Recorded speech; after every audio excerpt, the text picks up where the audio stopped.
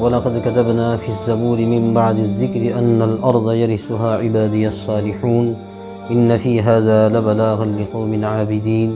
وَمَا أَرْسَلْنَاكَ إِلَّا رَحْمَةً لِلْعَالَمِينَ صدق اللہ العظیم۔ اس آیت میں اللہ تبارک و تعالی فرماتے ہیں کہ ہم نے زبور کے اندر یہ لکھ دیا ہے، یہ بات طے کر دی ہے تمام نصیحتوں کے بعد کہ زمین کے جو وارث ہوں گے وہ میرے نیک بندے ہوں گے، یعنی زمین پر جو حکمرانی ہوگی، جو کنٹرول ہوگا، وہ میرے ہی نیک بندوں کے ہاتھ میں ہوگا۔ ان فی ھذا لبلاغا لقوم عابدین، اور بلا شبہ اس میں عبادت کرنے والوں کے لیے بڑی خبر ہے۔ وما ارسلناک الا رحمۃ للعالمین، اور اے نبی ہم نے آپ کو جہان والوں کے لیے رحمت بنا کر بھیجا ہے۔ دیکھیے اس آیت میں اللہ تبارک و تعالی نے یہ اشارہ دیا ہے، یہ فرمایا ہے کہ زمین کے جو اصل وارث ہیں وہ ہمارے نیک بندے ہیں۔ آپ جب تاریخ کا مطالعہ کریں گے تو تاریخ میں ایسا ہوا ہے۔ نبی صلی اللہ علیہ وسلم کے زمانے میں جب مکہ فتح ہوا اور اس کے بعد حضرت فاروق اعظم رضی اللہ تعالیٰ عنہ خلیفہ ہوئے، خلفائے راشدین کا دور آیا، تو دنیا نے دیکھا کہ عرب کے اندر حکمرانی ہوئی، خلافت قائم ہوئی، اور تمام کنٹرول مسلمانوں کے ہاتھ میں تھا۔ لیکن جب ہم غور کرتے ہیں تو ہمیں معلوم ہوگا کہ یہ جو کنٹرول تھا، یہ جو خطہ تھا، یہ جو حکومت تھی، یہ محدود حصے تک تھی اور محدود وقت کے لیے رہی ہے۔ لیکن قرآن کریم کا جو مقصد ہے اگلی آیت میں، یعنی کہ آپ کے آنے سے جو رحمت ہوگی، جو برکت ہوگی،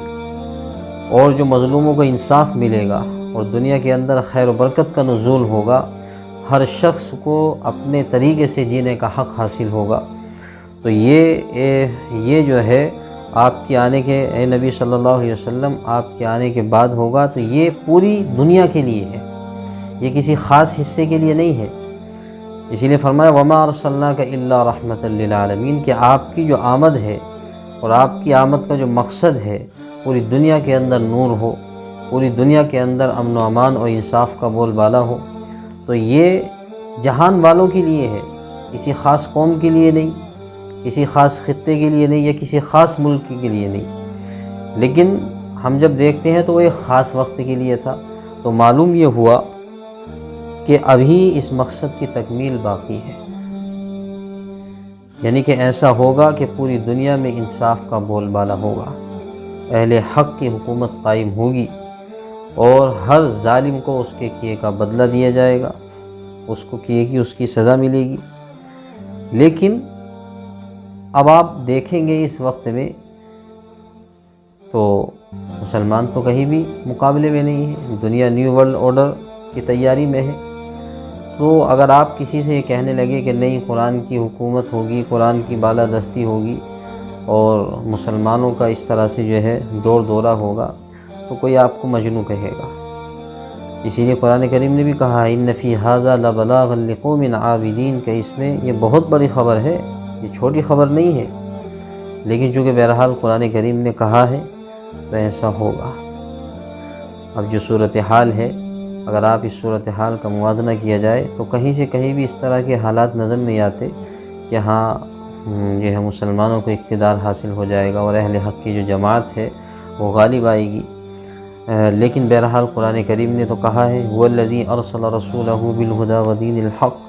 کہ اللہ تعالیٰ اپنے دین کو غالب کر کے رہیں گے، چاہے یہ بات کافروں کو اور مخالفین کو کتنی ہی ناگوار کیوں نہ ہو، اللہ تعالیٰ اپنے دین کو غالب کر کے رہیں گے۔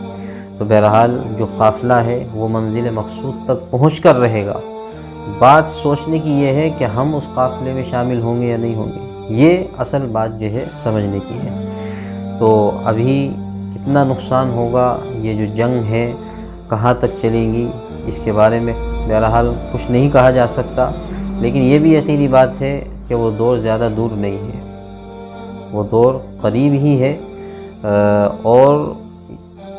قرآن کریم نے جو فرمایا ہے هو الذی ارسل رسولہ بالہدی ودین الحق، اللہ تعالیٰ دین حق کو غالب کر کے رہیں گے، اس لیے کہ نبی علیہ السلام کی جو آمد کا مقصد ہے وہ اسی وقت حاصل ہوگا جب پورے خطے پر اس طرح کی حکمرانی قائم ہو، اسلام کا ہلالی پرچم لہرائے، ورنہ نبی علیہ السلام کی آمد کا جو مقصد ہے وہ ادھورا ہے اور ایسا نہیں ہو سکتا۔ اسی لیے اب ہمارے لیے جو اس میں غور و فکر کرنے کی بات ہے وہ یہ ہے کہ اس وقت میں خاص طور سے تمام اہل ایمان اس بات کی فکر کریں کہ کہیں ایسا نہ ہو کہ ان کا شمار منافقین کی جماعت میں ہو، کہیں ان کا شمار ظالموں کا ساتھ دینے والے میں نہ ہو۔ اس لیے دعا کرنی چاہیے اور کوشش کرنی چاہیے کہ اللہ تعالی ہمارا شمار حق کے ساتھ جو کھڑے ہیں اور جو حق کی صفوں میں ہیں ان میں شامل فرمائے، اور جو انصاف کے لیے لڑ رہے ہیں اللہ تعالیٰ ان میں ہم سب کا شمار فرمائے، اور ہماری زندگی